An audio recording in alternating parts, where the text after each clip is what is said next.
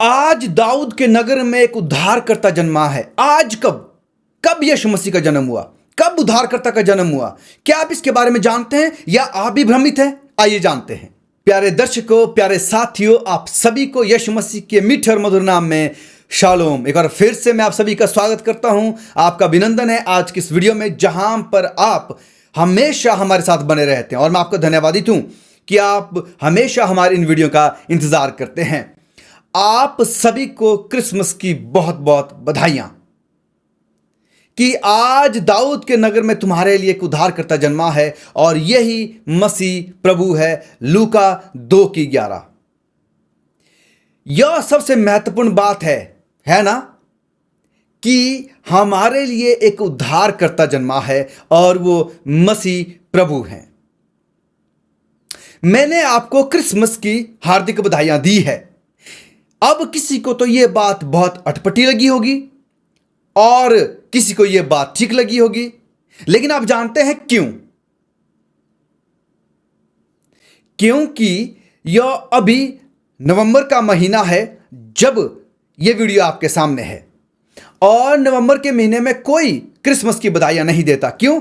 क्योंकि दुनिया के मुताबिक, संसारिक कैलेंडर के मुताबिक अभी लगभग 1 से 1.5 महीना बाकी है कि क्रिसमस की बधाइयां दी जाए। तो फिर मैं आप सभी को यह शुभकामनाएं क्यों दे रहा हूं इस वक्त? यह इसीलिए कि आज की वीडियो का सवाल यही है कि यीशु मसीह का जन्म आखिरकार कब हुआ? क्योंकि क्रिसमस हम तब मनाते हैं जब यीशु मसीह का जन्म हुआ। तो सवाल यह है कि यीशु मसीह का जन्म कब हुआ, उद्धारकर्ता का जन्म कब हुआ? हम इतनी वीडियो से उद्धारकर्ता के बारे में सीख रहे हैं, उद्धारकर्ता के महत्वपूर्णता के बारे में सीख रहे हैं। क्यों उन्होंने जन्म लिया, क्यों वो इस दुनिया में आए, यीशु मसीह ही क्यों उद्धार करता है, इन सब के बारे में हमने सीखा। लेकिन सवाल अब ये आता है कि आखिरकार यीशु मसीह या उद्धारकर्ता का जन्म कब हुआ? ये एक प्रश्न आपके मेरे सामने आता है।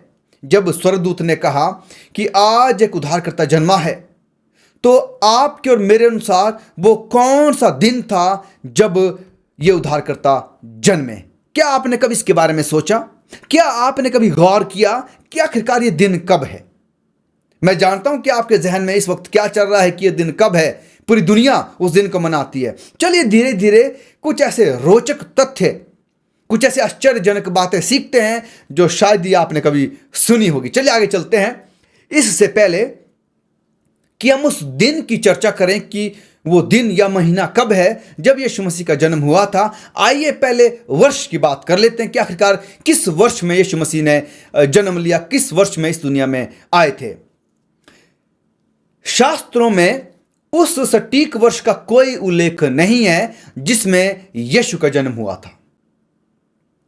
बाइबल के विद्वान ऐतिहासिक विवरणों के आधार पर उस समय की अवधि को जानने में सक्षम थे जिसके दौरान उनका जन्म हुआ था। तो याद रखें, ऐसी कोई भी सटीक तारीख नहीं है या वर्ष नहीं है जिसमें बताया जा सके कि यीशु मसीह का जन्म आखिर कब हुआ था।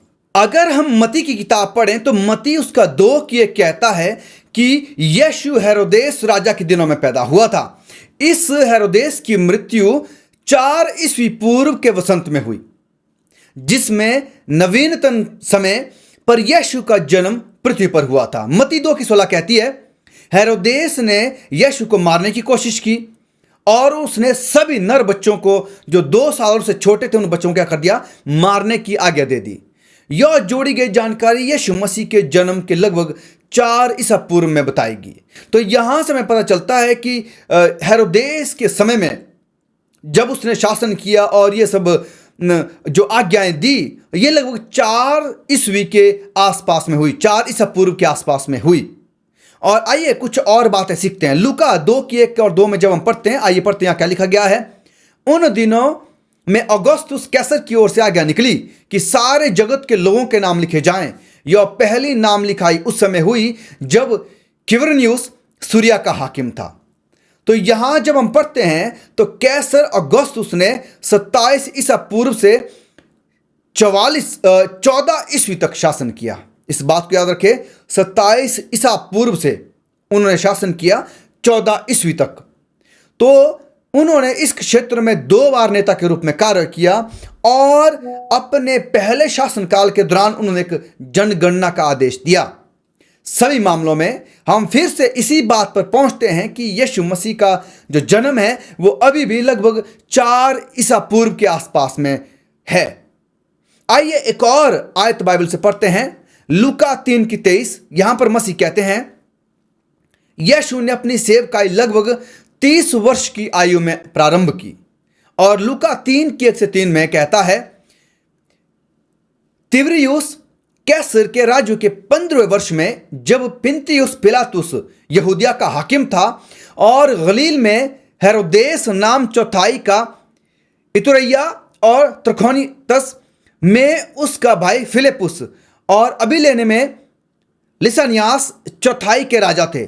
और जब हन्ना और कैफा महायाजक थे, उस समय परमेश्वर का वचन जंगल में जकरया के पुत्र यूहन्ना के पास पहुंचा और वह यरदन के आसपास के सारे देश में आकर पापों की क्षमा के लिए मन फिराव के बपतिस्मे का प्रचार करने लगा। तो यहां पर भी हमें कुछ बात जो वो समझ में आती है, यहां से भी हमें यह पता चलता है कि लगभग 4 ईसा पूर्व के आसपास यीशु मसीह की जन्म तिथि आती है। पतझड़ से पतझड़ वाले वर्ष और शासकीय वर्षों की जब हम गणना करते हैं तो हम गैर परिग्रहण वर्ष प्रणाली के आधार पर तिबेरियस के पहले वर्ष को 14 ईस्वी पूर्व की 14 ईस्वी की शरद ऋतु में क्या करेंगे, हम उसको समाप्त माना जाएगा कि वो समाप्त हो चुका है। तो उसके अनुसार 15वां वर्ष शरद ऋतु में क्या होगा, शुरू होगा। तो 27 ईस्वी का और 28 ईस्वी की शरद ऋतु का जारी रहेगा। यह गणना यीशु की जन्म तिथि लगभग 4 ईस्वी पूर्व के आसपास के लिए सटीक बैठती। क्यों? जब आप जोड़ते हैं कि 27 ईस्वी पूर्व में यीशु मसीह का जो वो उनका मसा हुआ, उनका बपतिस्मा हुआ, तो आप जानते हैं कि 30 साल में जो उनका अभिषेक किया गया, उनका बपतिस्मा हुआ, तो 30 साल को 27 ईसा पूर्व से आप पीछे लेकर जा सकते हैं। तो आपकी तारीख जो पहुंचती है लगभग 4 ईसा पूर्व में। अब सवाल ये आता है, आप ये कहेंगे कि अगर यीशु मसीह, हम देखते हैं कि यीशु मसीह के जन्म से क्या होती है, इतिहास जो वो विभाजित किया जाता है। यीशु मसीह के जन्म के बाद को हम जो ईस्वी कहते हैं और यीशु मसीह के जन्म से पहले को हम ईसा पूर्व कहते हैं। अगर यीशु मसीह का जन्म 4 ईसा पूर्व में होता है तो ये कैसे संभव हो सकता है कि यीशु मसीह का जन्म 4 ईसा पूर्व में हो? उनका जन्म तो या तो 0 में होना चाहिए, जाना तो ईसा पूर्व है ना ईस्वी है, तो ये कैसे ईसा पूर्व में आएगा? तो याद रखें कि ईस्वी में बहुत बार जो कैलेंडर है उसको परिवर्तित किया गया, उसको बदला गया। हम जानते हैं कि जो चंद्रमा पर आधारित कैलेंडर है और बाद में जो सूर्य पर आधारित सोलर कैलेंडर जो है, उसे पहले लूनार कैलेंडर इस्तेमाल किया गया और ग्रेगोरियन कैलेंडर जो बीच में लाया गया।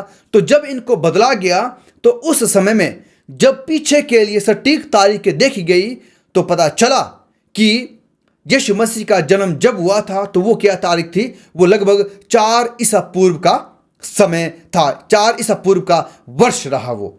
तो इसलिए हमें देखना है कि इतिहास में हम देखते हैं कि जो तारीखें हैं उनमें थोड़ा सा जो वर्ष या 2 वर्ष जो वो ऊपर नीचे रहता है। तो इस बात का हम ध्यान रखें। हमारे पास किसी भी चीज़ की जो बहुत लंबा इतिहास है उसकी सटीक जानकारी हमारे पास नहीं आती है, लेकिन जब हम थोड़ा गहराई में पढ़ते हैं और यहाँ वहाँ ढूंढ ढांड करते हैं तो हमें पता चलता है कि लगभग 4 ईसा पूर्व में यीशु मसीह का जन्म हुआ था। ये वो वर्ष है जब यीशु मसीह का जन्म हुआ, जब यीशु मसीह दुनिया में आए। तो चलिए आगे कुछ और बातें देखते हैं और हम वापिस अपने सवाल पर आते हैं। तो इस बात को आप ध्यान रखें कि यीशु मसीह के जन्म का जो वर्ष है वो लगभग 4 ईसा पूर्व है। तो जब हम वहां से आगे जब गिनती शुरू करते हैं 30 वर्ष बाद यानी कि 27 एडी में, अब याद रखें कि आप कहेंगे कि तो 26 एडी या 26 ईस्वी आना चाहिए यीशु मसीह का बपतिस्मा, अगर 4 ईसा पूर्व में उनका जन्म होता है। तो याद रखें कि बीच में जब आप माइनस से जमा की ओर जाते हैं, यानी कि हम जानते हैं कि जब पीछे के सालों को गिना जाता है, जो ईस्वी पूर्व के साल हैं उनको माइनस में गिनते हैं। आपने एक्स एक्सिस या वाई एक्सिस तो पढ़ा होगा। तो यानी कि मान लीजिए अगर ये 0 है और यहाँ से पीछे की जो तारीख है उनको हम -1, 2, 3, 4, 5 करके पढ़ते हैं और यहां से आगे की तारीख को 1, 2, 3, 4, 5 करके पढ़ते हैं। तो याद रखें कि जब यहां पर शून्य आता है, -1 के बाद शून्य, उसके बाद 1, 2, 3, 4 आना चाहिए।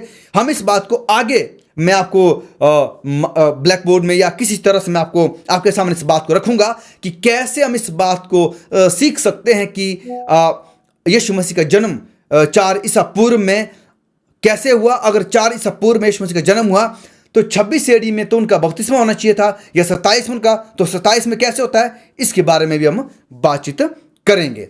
चलिए आगे चलते अपने सवाल की तरफ को कि जब स्वर्गदूत ने कहा कि आज दाऊद के नगर में आपके लिए एक उद्धारकर्ता जन्मा है, तो ये आज कौन सा दिन था, कब यीशु मसीह का जन्म हुआ, या किस दिन यीशु मसीह का जन्म हुआ, या किस महीने में यीशु मसीह का जन्म हुआ। आइए इस पर बातचीत करते हैं। यीशु का जन्म कब हुआ था? कई लोग इस सटीक प्रश्न के लिए उन्होंने गूगल पर खोजा, है ना। गूगल पर वो जाते हैं, किताबें पढ़ते हैं, लाइब्रेरी में जाते हैं और बहुत सारी खोज उन्होंने की। लेकिन याद रखें कि अनगिनत पीढ़ियों से या पीढ़ी दर पीढ़ी से हम में से अधिकांश ने संभवतः इसे 25 दिसंबर या क्रिसमस माना है कि उस समय यीशु मसीह का जन्म हुआ था, या 25 दिसंबर को यीशु मसीह का जन्म हुआ था, और पूरी दुनिया इस बात को मानती है।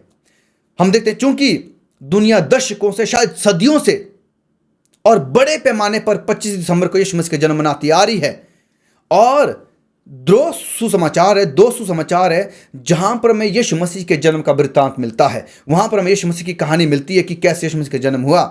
पर याद रखें कि वो जो दो जगह जो वृत्तांत है, दो जगह जो विवरण दिया गया है, वो भी सटीक समय हमें नहीं बताता है, और इतना विवरण वो हमें नहीं देता कि हमें सही समय वहां से मिले।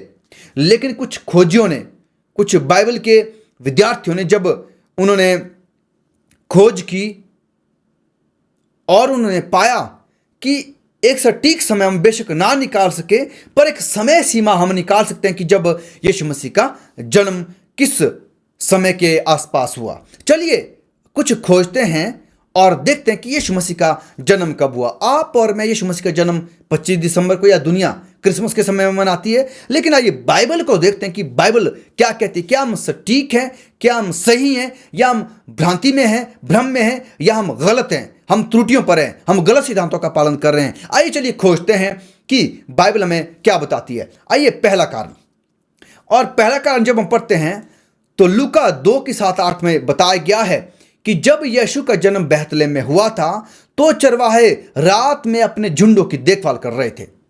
आपने पढ़ा होगा कि रात में चरवाहे जो वो बार पहरा दे रहे थे अपने झुंडों का, और एकाएक जो वो स्वर्गदूत आता है और उनके चारों ओर जो वो तेज चमकता है। ये कहानी आपने पढ़ी होगी। चलिए इससे कुछ देखते हैं कि यीशु मसीह का जन्म आखिरकार हुआ कब था। यदि और दिसंबर का महीना होता जब हम मनाते हैं 25 दिसंबर, तो बहुत अधिक बारिश या बहुत अधिक ठंड की संभावना है।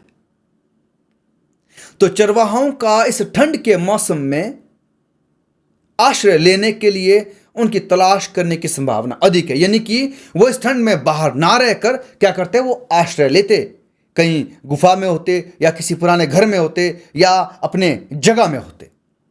ठीक है, तो इसकी संभावना अधिक है कि यह घटना वर्ष के इस महीने में ना होकर किसी संतुलित महीने में, या तो बसंत में जब बाहर आ जा सकता है, या ग्रीष्म में, या फिर पतझड़ के मौसम में जो है हम बाहर रह सकते हैं। तो इसका मतलब है कि यहां थोड़ा सा शक है कि यीशु मसीह का जन्म दिसंबर में हुआ हो। चलिए और एक आधा कारण और पढ़ते हैं, आगे देखते बाइबल और क्या कहती है। अगर इसके अलावा यीशु मसीह के जन्म से ठीक पहले अगर आप देखें, रोमन साम्राज्य के द्वारा जो एक जनगणना की गई थी। ठीक है, तो जो लूका 2 में दर्ज की गई है, आप पढ़ सकते हैं वहां पर कि जनगणना के लिए बुलाया गया था, और वहां पर कई सारे परिवार, कई लोग जो वो अपनी जगह छोड़कर जो वो दूसरी जगह पर आए कि बेतलेहम के लिए उन्होंने यात्रा की, यरूशलेम के लिए वो आए ताकि वहां पर उनकी जो वो जनगणना की जाए, वहां पर गिना जाए, उनकी संख्या पूरी की जाए। तो हम देखते हैं कि जब ये जनगणना के लिए लोग आए, उसमें बुजुर्ग भी होंगे, महिलाएं होंगे, और बच्चे, बुजुर्ग, बहुत सारे लोग होंगे जो वहां पर जनगणना के लिए आए होंगे। तो याद रखें जब वो जनगणना के लिए आए इस दिसंबर महीने में, क्योंकि यीशु मसीह के ठीक जन्म से पहले वो जनगणना के लिए आए, तो उस समय में खास ज़्यादातर जो वो सड़कें या तो अवरुद्ध बंद रही होगी सर्दी के कारण, या फिर बहुत खतरनाक होगी यात्रा करने के लिए। तो यहाँ हम देखते हैं कि वो ये महीना भी संभव नहीं होगा कि जनगणना के लिए उनको बुलाया जाए। ये दो कारण हैं जहां से हमें पता चलता है कि शायद दिसंबर का महीना उपयुक्त नहीं होगा जो हम मनाते हैं यीशु मसीह के जन्म के लिए। चलिए आगे और पढ़ते हैं कारण और देखते हैं कि क्या बाइबल हमें और सटीकता से बताती है। जब हम यीशु के जन्म की कहानी को पढ़ते हैं, अक्सर हम खेतों में झुंडों यानी कि या तो मैदानों में जो है झुंडों को देखभाल करते हुए चरवाहों को देखते हैं और हम सोचते हैं कि चरवाहे जो वो मैदानों में क्या कर रहे हैं, वो अपने झुंडों का पहरा दे रहे हैं। तो यह सबूत हमें यीशु मसीह के जन्म की तारीख के बारे में क्या बता सकता है? क्या आपको लगता है कि दिसंबर के महीने में सी कड़ाके की ठंड में वो चरवाहे बाहर रह रहे होंगे? क्या झुंड हमारे आधुनिक क्रिसमस जो आज हम मनाते हैं 25 दिसंबर के आसपास वो खेतों में होंगे? अब सोचिए, गणना कीजिए, आप सोचें, विचारें कि क्या यह संभव है कि चरवाहे अपने जो उनके पास झुंड है बकरियों का, उनको लेकर वो बाहर मैदान में रह रहे होंगे, या तो बारिश का या ठंड का जो इतना जिसमें बहुत सारी संभावना है इतनी बारिश और ठंड होने की। आइए देखें कि बाइबल लूका 2 की 8 से 9 में हमें क्या बताती है। आइए शायद को पढ़ते हैं। उसी देश में चरवाहे रात के समय खेतों में रहकर अपने झुंड की रखवाली करते थे, और देखो यहोवा का एक दूत उनके सामने आ खड़ा हुआ, और यहोवा का तेज उनके चारों ओर चमका और वे बहुत डर गए। ये आयत हमें बताती है कि चरवाहे खेतों में हैं या फिर वो बाहर मैदानों में झुंड का पहरा दे रहे हैं और यहोवा का दूत जो उनके चारों ओर चमकता है। तो बाइबल के बहुत सारे समीक्षक हैं जो वो कहते हैं, और उनके अनुसार यहूदियों के लिए बसंत से अक्टूबर की शुरुआत तक अपनी भेड़ों को चारागाह में भेजने की प्रथा थी। वो बसंत ऋतु से लेकर अक्टूबर की शुरुआत तक क्या करते थे, अपने भेड़ बकरियों को क्या करते थे, मैदानों में या बाहर चारागाह के लिए लेकर जाते थे। जैसे ही ठंड महीने के शुरुआत होती थी तो वो जो झुंड हैं, वो चरवाहे हैं, वो अपने आश्रय के लिए या गर्मी के लिए जो वो खेतों से वापस लौट आते थे, मैदानों से वापस लौट आते थे अपने जहाँ पर उन्हें आश्रय मिल सके, जहाँ पर वो ठंड के समय को बिता सके। चूंकि चरवाहे अभी भी बैतलहम के आसपास के खेतों में या मैदानों में हैं, वो अपने झुंड की देखभाल कर रहे हैं, इसलिए निष्कर्ष निकाला जा सकता है कि स्वर्गदूतों ने यीशु मसीह के जन्म कि जो उन्होंने घोषणा की थी, खबर जो दी थी, वो अक्टूबर के बाद नहीं दी। इसका मतलब अक्टूबर से वो पहले उस गणना को उन्होंने दे दिया था, उस खबर को उन्होंने बता दिया था, इसकी घोषणा कर दी थी। तो आइए कुछ और आगे देखते हैं कि यीशु मसीह के जन्मदिन को निर्धारित करने के लिए और क्या सुराग या सबूत आपके मेरे पास हो सकते हैं। आइए यूहन्ना बपतिस्मा देने वाले की तरफ चलते हैं। जब हम यूहन्ना बपतिस्मा देने वाले की तरफ जाते हैं और देखते हैं कि यीशु वास्तव में कब पैदा हुए थे, कब उनका जन्म हुआ था, तो इस प्रश्न का हमें कुछ जवाब जो वो समझ में आता है या देखने को मिलता है। और लूका एक जकरिया के बारे में बताता है।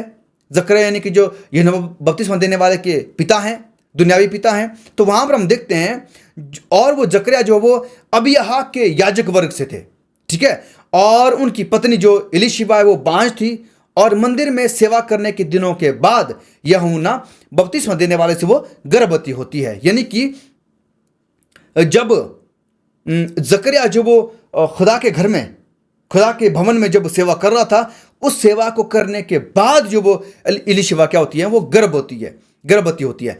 एलीशिबा की गर्भावस्था के 6वें महीने में जिब्राइल स्वर्गदूत जो वो किसके पास, मरियम से मुलाकात करता है और क्या कहता है, और उसको वो यीशु मसीह का उसके गर्भ में होने की खबर देते हैं।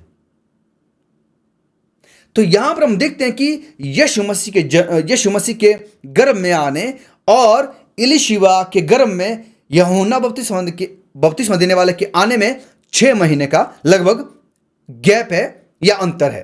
तो याद रखें कि यीशु मसीह से पहले लगभग 6 महीने पहले यूहन्ना बपतिस्मा देने वाले का जन्म होता है। तो यहां से भी हमें पता चलता है कि यीशु मसीह का जन्म आखिरकार में किस महीने में या किस दिन में लगभग हुआ था।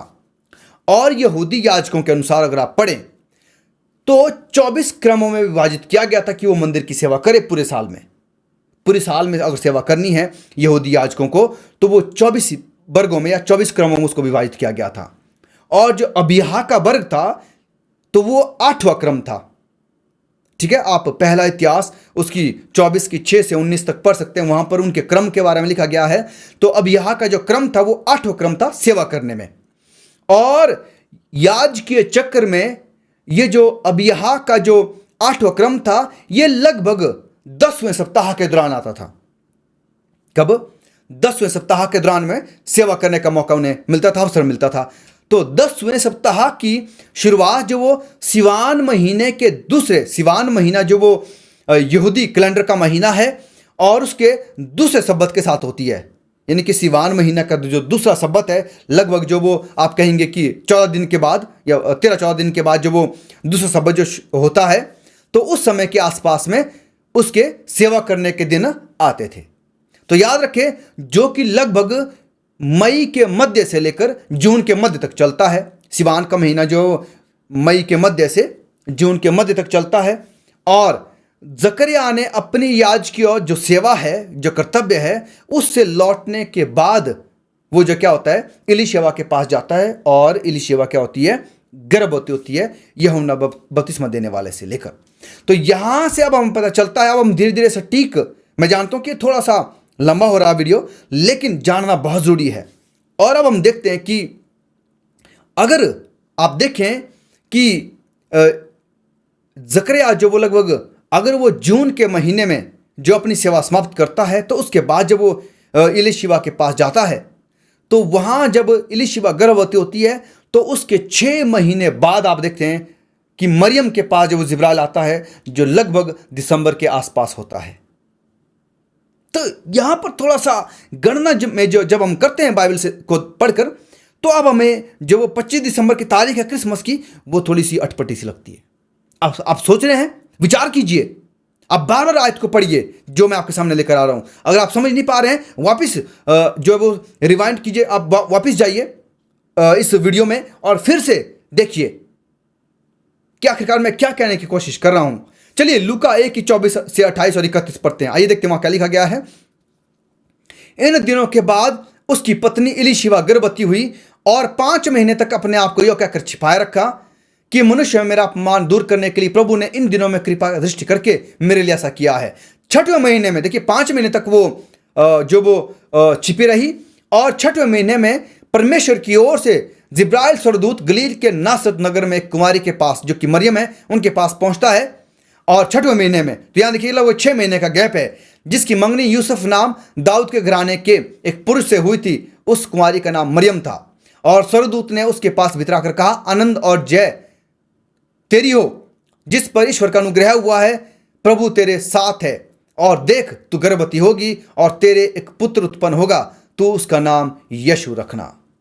मेरे प्यारो, यहां पर हम देखते हैं कि जब 6 महीने का गैप है लगभग, तो अगर इस तरह से हम इसकी गणना करते हैं, तो यहां पर अब हमें पता चलता है कि दिसंबर के आसपास तो जिब्राइल मरियम के पास गया था और उसे ये खबर दी थी कि यीशु मसीह जो वो आपके गर्भ में आएगा या गर्भ में वो जो है बढ़ेगा।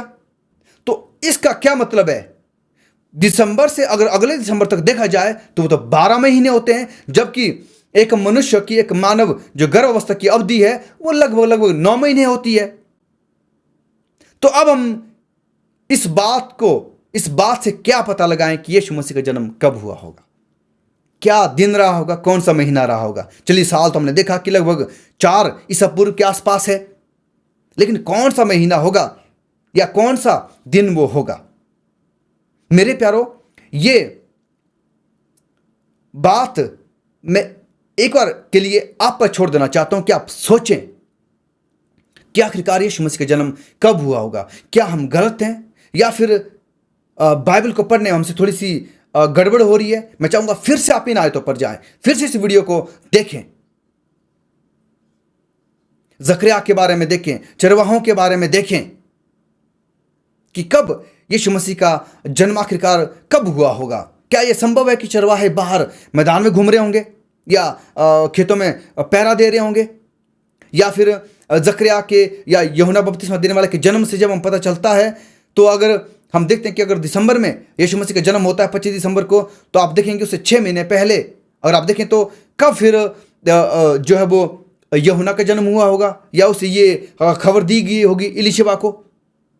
हम ये सारा एक साथ लेकर आए मेरे प्यारों, और देखें, दुआ करें, प्रार्थना करें कि खुदा आप हमारी मदद करें इस बात को समझने में। पर इससे बढ़कर मैं आपसे ये बात कहना चाहता हूं, हम जो है वो इस बात को कि यीशु मसीह का जन्म क्या दिसंबर में ही हुआ, या क्या कोई और दिन है, या क्या कोई और महीना है, इसको हम अगले वीडियो में देखेंगे। आप हमारे साथ बने रहे। पर आज मैंने सिर्फ ये वीडियो आपके लिए यहाँ तक बनाया है। इसके 2 भाग हैं, क्योंकि अदरवाइज ये वीडियो बहुत लंबी हो जाएगी। तो ये दूसरे भाग में हम देखेंगे कि क्या 25 दिसंबर ही यीशु मसीह के जन्म का दिन है, या फिर कोई और दिन है, हम इस दिन को क्यों मनाते हैं, ये सब बातें हम आने वाली वीडियो में देखेंगे। पर आज के लिए हम ये देखें कि मेरे प्यारों, मैं आपसे ये कहना चाहता हूँ कि यीशु मसीह किस दिन या किस महीने में, किस वर्ष में पैदा हुए, मैं ये कहना चाहता हूँ कि ये हमारे लिए मायने नहीं रखता। पर हमारे लिए ये मायने रखता है कि यीशु मसीह इस दुनिया में आए, उनका जन्म हुआ और वो हमारे लिए उद्धारकर्ता बनकर आए। ये हमारे लिए सबसे ज़्यादा ज़रूरी है। ये हमारे लिए बहुत महत्वपूर्ण है कि यीशु मसीह हमारे लिए उद्धारकर्ता बनकर आए, वो इस दुनिया में रहे, वो क्रूस पर उन्होंने अपनी जान दी, वो दफनाए गए और 3 दिन फिर जी उठे, और हमारे लिए जो वो उद्धार का रास्ता उन्होंने खोला। ये हमारे लिए ज़्यादा ज़रूरी है। तो आइए मेरे प्यारों, हम इस बात को अपने जहन में रखें कि यीशु मसीह का इस दुनिया में आना, उनकी सेवकाई, उनका दफनाया जाना और उनका 30 दिन जी उठना, ये हमारे लिए ज़्यादा ज़रूरी है। पर फिर भी हमारे ज्ञान के लिए कि यीशु मसीह का जन्म आखिरकार कब हुआ होगा, हम इसके बारे में आने वाली वीडियो में देखेंगे। क्या 25 दिसंबर ही सही तारीख है, या कोई और महीना या दिन है? आप हमारे साथ बने रहें मेरे प्यारों, और अगली वीडियो का इंतज़ार करें। जैसे अगली वीडियो आती है, आप सब्सक्राइब करें चैनल को, ताकि आपको अपडेट्स मिले, और आप ज़रूर इस वीडियो को दूसरा साझा करें, ताकि जैसे आपकी जो भ्रम है या गलत सिद्धांत या गलत शिक्षा जो अभी तक हम सोच नहीं पा रहे थे, जैसे आपको आज सोचने का मौका मिला है, दूसरों को भी इस पर विचार करने का मौका मिले। आप ज़रूर इसे साझा करें ताकि बहुत सारे लोग आशीषित हो सकें। और अगर आप इस पर और अध्ययन करना चाहते हैं तो डिस्क्रिप्शन में दिए गए लिंक्स पर जाएं और जानकारी इस बारे में हासिल करें। परमेश्वर की आशीष आप सब पर बनी रहे और हमें इस महत्वपूर्ण विषय को सीखने में हमारी मदद करे। हम प्रार्थना के साथ परमेश्वर के सामने आएं और उनसे मांगे कि परमेश्वर हमें सही शिक्षा पर चलने में आप मदद करें। परमेश्वर आप सभी के साथ बना रहे। आमीन।